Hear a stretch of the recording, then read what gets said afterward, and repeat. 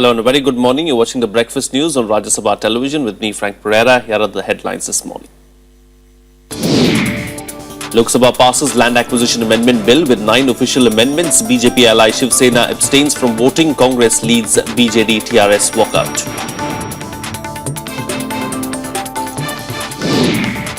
Prime Minister Narendra Modi arrives in Seychelles capital Victoria, says visit underscores India's priorities in the neighbourhood.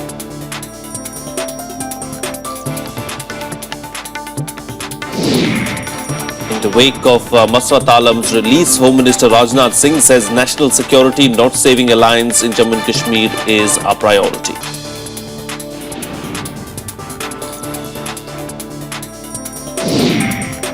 Nitish Kumar to face trust vote in Bihar. JDU and supporting parties RJD and Congress issue whip to MLAs to vote for government.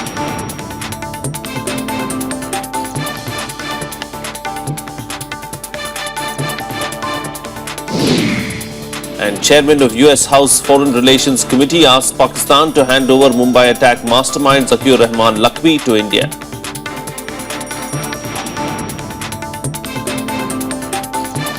The Lok Sabha yesterday passed the amended Land Acquisition Bill amid a walkout by the Congress, BJD and TRS members. Ahead of the voting on the contentious bill, the government indicated its willingness to incorporate more changes into the bill to address the concerns of the opposition parties. Here's more.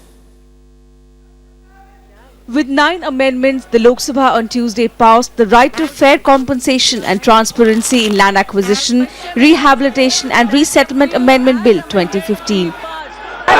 Those in favor may say aye, those against may say no. I think the ayes have it, the motion is adopted and the bill as amended is passed. कुछ संशोधनों के साथ यह land acquisition से संबंधित bill आज यह सदन में पारित हुआ है। उसमें किसानों के हितों पर पूरी तरह से ध्यान इस सरकार ने दिया है और मैं आश्वस्त करना चाहता हूं इस देश के किसानों को भी कि उनके हितों को कम से कम हमारी सरकार किसी भी सूरत में चोट नहीं पहुंचने देगी। हम चाहते हैं इस देश के किसानों के हितों पर भी चोट न पहुंचे और साथ ही साथ इस देश का विकास भी किसी भी सूरत में बाधित न हो। Signaling the troubles ahead for the bill in the Rajya Sabha, where the BJP is in a minority, the main opposition Congress party staged a walkout. And we have already suggested them this should be referred to standing committee. They are refusing to send it to the standing committee. We protest and walk out. This is a bill which is a death knell to the farmers and particularly to rural India as much as it's to the whole of India. We strongly oppose the provisions in this bill and will continue to oppose this. All through the day, the BJP leaders were involved in hectic deliberations with the opposition to secure the passage of a law to replace the ordinance that's now in force. हमने इसमें जो दूसरी amendment जो आज हमने पेश की है, मैं माननीय सदस्यों को कहना चाहूंगा कि इसमें इंडस्ट्रियल कॉरिडोर में एक्विजिशन भी सरकार की तरफ से होगी या सरकार की कोई एजेंसी जो कोई कॉरपोरेशन या स्टैट्यूटरी कोई बॉडी या बोर्ड और उसका 1-1 किलोमीटर तक ही उसको इंडस्ट्रियल कॉरिडोर माना जाएगा। ये नहीं है कि उसको अंदर तक ले जाके भी कहें कि ये भी इंडस्ट्रियल कॉरिडोर है। The Modi government is determined to overhaul the Land Acquisition Act brought by the previous UPA regime on the plea that it obstructs investments in infrastructure and industry. This argument has found few takers in the opposition, with the BJD also joining the Congress walkout. पिछले 5 साल से जिस जमीन पर कोई काम नहीं हुआ, हजारों एकड़ जमीन उन किसानों को वापस देने का काम सुप्रीम कोर्ट ने किया। सुप्रीम कोर्ट ने इस कानून को सही माना है, मगर उस क्लॉज को आज ये खत्म कर रहे हैं। इस देश में 500 केस चल रहे हैं, 500 केस सुप्रीम कोर्ट में चल रहे हैं, जहां पे जो किसान इस कानून के ऊपर अपनी जमीन वापस लेना चाहते हैं, आज इस कानून के बाद उन किसानों को जमीन वापस नहीं मिलेगी। मैं ये भी बताना चाहता हूं। Among the changes agreed by the BJP and its allies are limiting the breadth of an industrial corridor to 1 kilometer on either side of highways and railway lines. It would also be compulsory to offer employment to a member of a farming family that has to sell its land. Also, a grievances procedure over land purchases will be established at a local level. I would like to know from the government what prompted you from deviating from the original stand which you have taken in the year 2013? Yes. BJP wholehearted support is given to this bill, and Madam Sushma ji, Rajnath Singh ji, as well as the present speaker who was heading the panel of the Parliamentary Standing Committee, vehemently insisted for the amendment and for the 2013 bill. It was in December that the government issued an ordinance to exempt projects in defence, rural electrification, rural housing and industrial corridors from the provisions of the 2013 law. Reports suggest that failure to pass the bill in the Rajya Sabha could pave the way for the government to convene a rare joint session where it has a majority on paper. Observers, however, feel this could only increase political acrimony both inside and outside Parliament. With Shyam Sundar, Bureau Inputs, Rajya Sabha TV. Joining me for a chat this morning to talk about the land acquisition bill is journalist Bhavdeep Kang. Bhavdeep, good morning. Thank you for joining me on the program. As far as the land acquisition bill is concerned, a diluted land acquisition bill certainly seems to have done the work in the Lok Sabha, and the BJP seems to have won over almost all of its allies except the Shiv Sena. But is a diluted land acquisition bill really going to work in the Rajya Sabha? They've hardly won over the opposition. Frankly, none of the amendments that the opposition had asked for have been effected. The cosmetic changes have been made to the ordinance. What you've done is you've merely defined what an industrial corridor is, and you've removed social infrastructure. These are the two major changes that you've made in your ordinance. But the major demands, the reinstatement of social impact assessment and the consent clause, those have not been accepted. So essentially, what the opposition has been saying is that you must associate farmers with the development process. And you have not done that by removing the consent clause and by refusing to accept social impact assessment. You've essentially removed farmers from the development process, and you have not accepted the demands from the farmers' lobby and from the opposition. So where have you won over the opposition? Indeed, of course, the opposition has not been won over, and it seems like a united opposition has got a strategy as far as some of these bills are concerned. We saw what happened in the Rajya Sabha yesterday, Bhavdeep. We saw a united opposition, of course, send the Mines and Minerals bill to the Select Committee. Now, when the land acquisition bill is brought to the Rajya Sabha, do you expect something on the same lines to happen? I would have expected the party managers to have got the opposition together before tabling the bill in Parliament. They've had plenty of time to do it. It was in the month of June 2014 that they first talked about amendments to the land bill. They've had many months to bring the opposition on board, and they have failed to do so. That's because this land ordinance is fundamentally flawed. It undoes heart and soul the spirit of the land bill of 2013. Any support for this bill? As far as the opposition is concerned, it seems like the opposition is united, but the government is also trying to speak to the opposition leaders and try and have back-channel talks with them. Do you see any kind of a consensus being reached before the bill is taken to the upper house? But we seem to have lost the line there. I would strongly doubt it, since you have... Go ahead, Bhavdeep. I'm sorry.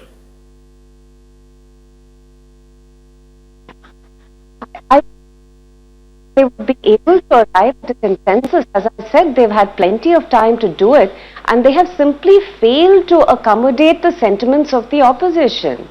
Time and again, the government has been parroting that this bill is an impediment to development. But they haven't been able to explain how so.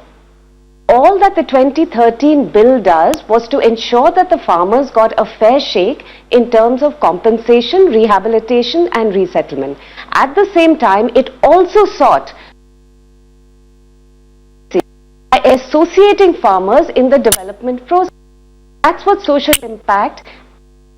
All right, we'll have to leave to that. Seems like there's some technical difficulty with the line. Thank you so much, Bhavdeep, for joining us with all those details and putting in to perspective some of those details for us. Now, the Rajya Sabha reached a consensus that the Mines and Minerals Development and Regulation Amendment Bill 2015 will be sent to a select committee. The decision came after hours of sparring between the Treasury and opposition benches on the matter. A final decision on the makeup of the select panel is to be taken today. It started as soon as the Mines and Minerals Development and Regulation Amendment Bill 2015 was introduced in the upper house. Opposition parties that are in a majority here asked for the bill to be moved to a select committee. An amendment to this effect was also moved by Jesudasu Seelam and Shantaram Nayak of the Congress and P. Rajiv of CPIM. How this house can pass these bills without the scrutiny of the parliamentary standing committee. ये लगातार हम देख रहे हैं कि standing committee को नज़रअंदाज किया जा रहा है। तो जो सवाल है माननीय नेता विरोधी दल का वो बिल्कुल जायज़ है। These parliamentary standing committees are the extension of our parliamentary system. Only parliamentary standing committee has the mechanism to hear the views of the stakeholders. Now it is not possible here. But the government urged the opposition to pass the bill after a discussion, citing the urgency involved and benefits meant for the tribal people. आपका जो सुझाव अगर मान लिया जाए तो उसका पहला असर है कि the ordinance will lapse. दूसरा असर है कि जमीन किसी और की होगी, नीचे मिनरल किसी और का होगा. तीसरा असर यह है कि इन ट्राइबल स्टेट्स को जहां ट्राइबल पॉपुलेशन है अभी पैसा नहीं मिलेगा जब तक ये कानून नहीं आएगा इसका. What purpose are we trying to achieve by this delay? सदन को प्रार्थना करना चाहता हूं कि यह जो बिल जिस पर आज हम चर्चा कर रहे हैं यह बिल देश में आवंटन की प्रक्रिया में पारदर्शिता बढ़ाने वाला है, यह विवेकाधिकार को शून्य करने वाला है, यह आदिवासियों को उनका हक दिलाने वाला है और यह रोजगार का सृजन करने वाला है। यह बिल जितनी विलंब से पास होगा इसमें देश का नुकसान होगा, रोजगार का नुकसान होगा, गरीब मजदूरों का नुकसान होगा और आदिवासियों को जो हक मिलने वाला है डीएमएफ के माध्यम से इस बिल में उसका भी नुकसान होगा। The opposition demanded a vote first on whether the bill should be referred to a select committee. Members from both sides quoted rules in their favor. The sparring continued for more than an hour. The house was adjourned thrice for brief spells. All right. See, I am adjourning for 15 minutes also, so that all of you will think and come back with a cool mind. Then I will give you the ruling. Deputy Chairman P.J. Kurian allotted half an hour for the discussion to be followed by the vote on motion for sending the bill to the select committee. The discussion went on for more than 2 hours and both sides again put forth their points of view. We want to protect the interest of the state, mineral-bearing state, mineral-list states. We want to discuss the matter, give some suggestions, how the interest of the state can be protected. हम चर्चा कराना चाहते हैं, लेकिन चर्चा कराने के पहले हर क्लॉज पर, हर बिंदु पर सेलेक्ट कमेटी में चर्चा कराना चाहते हैं, इसलिए हम सेलेक्ट कमेटी की मांग करते हैं। Ultimately, though voting could not be carried out, the House reached a consensus to refer the bill to a select committee. The final decision on who will be part of this panel is to be taken on Wednesday. I am not putting the motion now to vote. It is the consensus is that tomorrow morning leaders will sit. No, when? Why? No, please. No, you are not agreeing. Let me complete. Yes, morning, the leaders, the LOP, LOP, the leader of the House, Parliamentary Affairs Minister and the leaders of party together sit and prepare the names of the select committee and that will be put here and unanimously passed. Vishal Dahiya's report for Rajya Sabha Television. The time also will be decided. It's time for a short break now, but up ahead, Islamic State executes an Israeli spy. More on that when we return. Stay tuned, we'll be right back.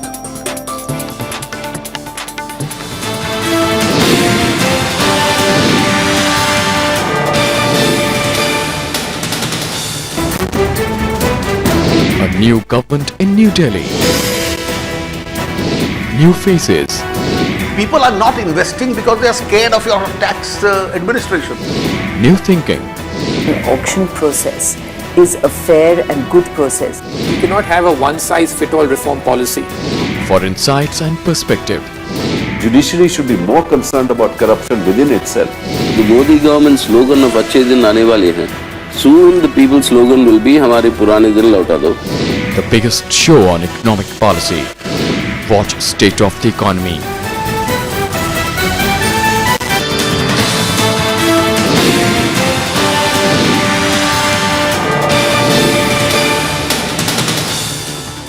Welcome back. You're watching Rajya Sabha television. Well, Prime Minister Narendra Modi arrived in Seychelles' capital, Victoria, late last night on the first leg of his three-nation tour. Modi is the first Indian Prime Minister to travel to Seychelles in 33 years. The Prime Minister said his visit reflects our foreign policy priorities in India's immediate and extended neighbourhood. India's bilateral cooperation with Seychelles is mainly in the fields of health, education, defence and maritime security. India recently gave a patrol ship to Seychelles. The Coast Guard ship is intended to facilitate better patrolling of its extensive, exclusive economic zone. The two countries are likely to sign an agreement to strengthen the energy sector as well.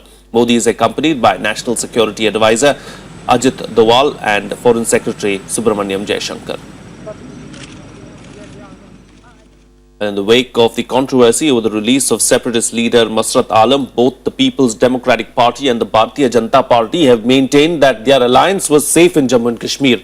Reports suggest that Alam's release was in the works even before the new BJP-PDP coalition took oath in the state and in fact took final shape while the state was under central rule last year.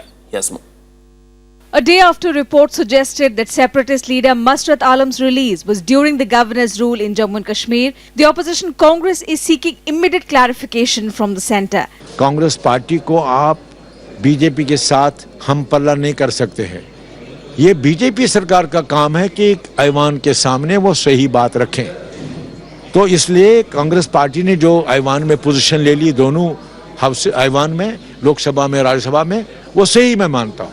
Protests echoed in both houses of parliament, where a joint opposition questioned the centre as ignorance.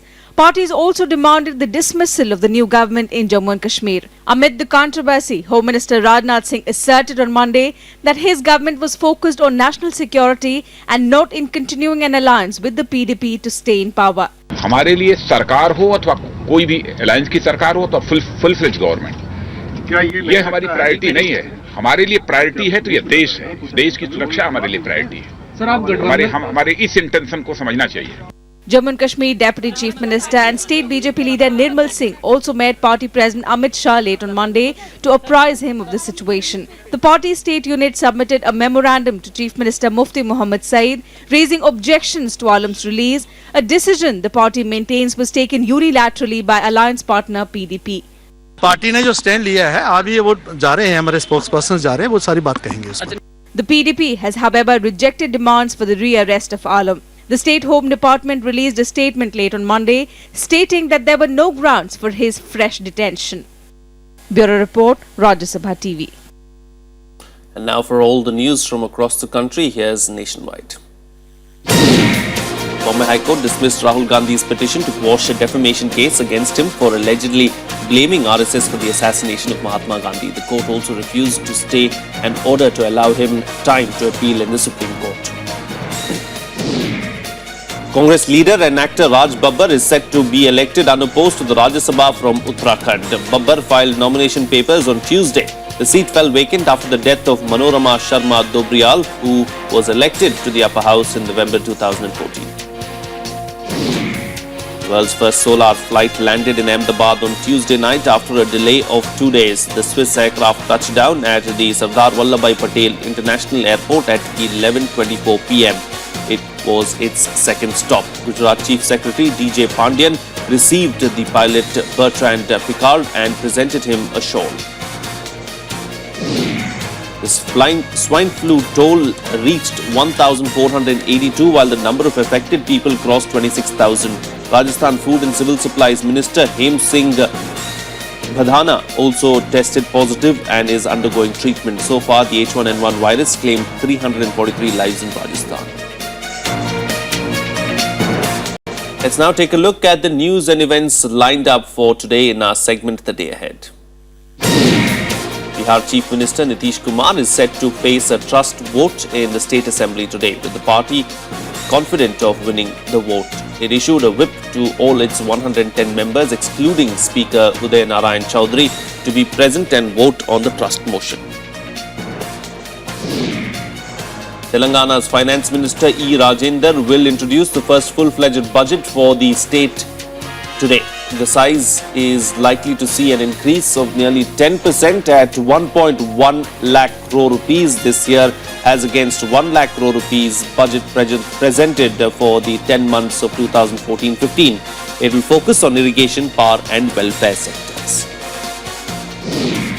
A special court will take up the hearing on CBI's final report in the Hindalco case today. The case pertains to allocation of Talabira 2 coal block in Odisha in Hindalco in the year 2005. The CBI mentioned that no criminal offence was committed by any of the persons involved in allocating the coal block. The Karnataka High Court will wind up hearing of the appeals filed by former Tamil Nadu Chief Minister Jayalalitha. It will also take up appeals filed by 3 other persons challenging their conviction in the disproportionate assets case.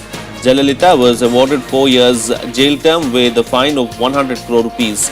She was later granted bail by the Supreme Court.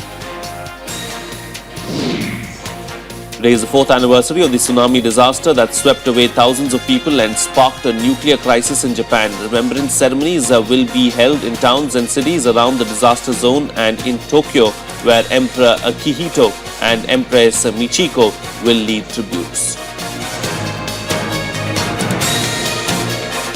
Moving on to some international news now, an influential US senator has asked Pakistan to either hand over Mumbai attack mastermind Zakir Rahman Lakhvi to India or present him to the International Criminal Court in The Hague for crimes against humanity.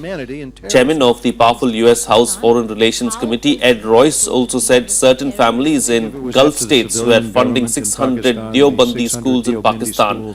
Without naming Lakhvi, Royce, who is leading a bipartisan congressional delegation, said Pakistan must bring to justice Lashkar-e-Toiba terrorists involved in the 26/11 Mumbai attack case and wondered how Lakhvi is taking visitors instead of facing action.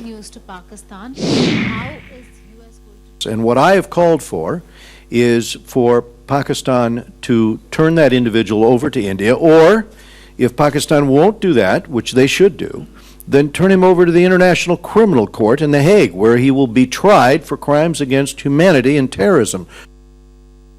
A likely Democratic presidential candidate, Hillary Clinton, admitted that it would have been better if she had used a government email account and a separate mobile device as US Secretary of State.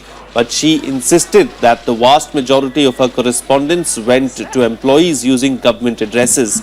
Clinton has come under fire for her use of a private email account for official business when she served as the top US diplomat. She is facing accusations that she shielded important facts about her tenure from the public. Clinton, however, said that she had provided to the State Department all her emails that could possibly be work-related for archiving. I opted for convenience to use my personal email account, which was allowed by the State Department, because I thought it would be easier to carry just one device for my work and for my personal emails instead of 2. Looking back, it would have been better if I'd simply used a second email account and carried a second phone, but at the time, this didn't seem like an issue. For some more international news, here's our World Wrap. A drive-by grenade attack outside Guatemala's hospital killed a woman and injured 22 people. The assailants, who were on a motorbike and a car, lobbed the grenade at prison services vehicle and opened fire. The car was later found abandoned with guns in it. Islamic State militants released a video online showing a boy purportedly killing Muhammad Musallam, an Israeli Arab. Musallam was accused of having signed up as a jihadi to spy for Mossad. The video showed Musallam in a room talking about how he was recruited and trained by Mossad. A suspected teenage bomber killed at least 34 persons in Maiduguri, Nigeria. The blast took place in a crowded market in the late afternoon. Many others were injured in the attack. No group claimed responsibility, but the Islamic extremist group Boko Haram is suspected. The attack comes 3 days after a multiple bomb attack in the city killed over 50 people. Former First Lady of Ivory Coast, Simone Gbagbo, was jailed for 20 years for her role in a 2011 post-election crisis in which around 3,000 people were killed. Gbagbo is also wanted by the International Criminal Court. She was tried with 82 other allies of former President Laurent Gbagbo. Her supporters called the trial politically motivated. Pakistan lifted the moratorium on death penalty, asking authorities to expedite executions of prisoners who have exhausted all avenues of appeal and clemency. The decision comes a day after the court upheld the death penalty for Mumtaz Qadri, who killed Governor Salman Taseer in 2011. Well, time now for all the action from the world of sports in our sports beat. The Indian women hockey team thrashed Thailand 6-0 in the last match of the Hero Hockey World League Round 2 at the Major Dhyan Chand National Stadium in New Delhi. India will now play Singapore in the quarterfinals on Thursday. Karun Nair became the first batsman in 68 years to score a triple century in a Ranji Trophy final. Batting for Karnataka, Nair was unbeaten on 310 against Tamil Nadu. Baroda's Gul Mohammad was the first to achieve the feat in the 1946-47 season before independence. Pakistan Cricket Board Chairman Shahryar Khan met newly elected BCCI Secretary Anurag Thakur to discuss resumption of cricket matches between the two countries. Thakur called it a courtesy meeting, while PCB Chairman described it as fruitful. That's it on this edition of the Breakfast News. Have a nice day.